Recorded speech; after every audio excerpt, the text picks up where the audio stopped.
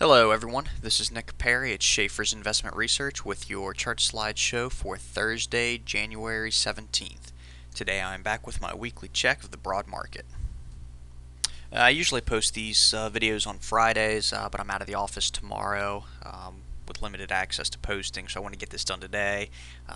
But also, given the market action, I thought today was an appropriate day to look at this, but I'll get to that in a minute. Here we've got the charts from last week, and basically what we were discussing was how the small caps, the IWM, which tracks the Russell 2000 index, had broken down, and we were watching the broad market, the SPX, the large cap names, to see if they followed. And when we turn to this week's charts, we see that we are flirting with a breakdown here. I put in just these thin red lines that basically mark the recent lows to give us some perspective. And if we zoom in on the SPX right there, we saw the test that we had, and then we saw a push down into it.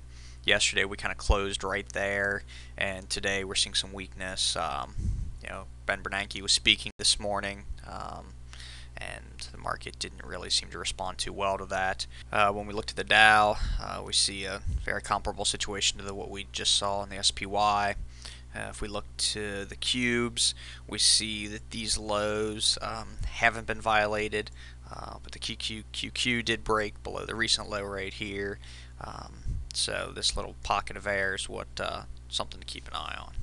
So as far as overall thoughts, when I left last week, I was fairly hopeful we'd see a bounce here at the bottom of the range.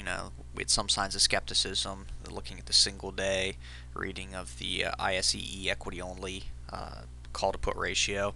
There was some skepticism there. Oversold readings, looking at the percent of ETFs at oversold readings, looking at the market in general for oversold readings, we've got some signs that a bounce, the setup was there. We just haven't seen it yet. So I'm fairly disappointed we haven't seen that come in yet. While I'm hopeful, I don't want to turn a blind eye to, a potential breakdown. I've been burned doing that before. When I left last week, I talked about what to look for in a breakdown. Basically, if we do see a breakdown, this former support here, that would become potential resistance. And basically what I'd be looking for is the bounce and then the retest. And that retest at the bottom of the range, you don't always get it, but you factor in that you're extremely oversold. If you see a break below support and then you get the oversold bounce and it gets halted at that resistance, that's a warning sign.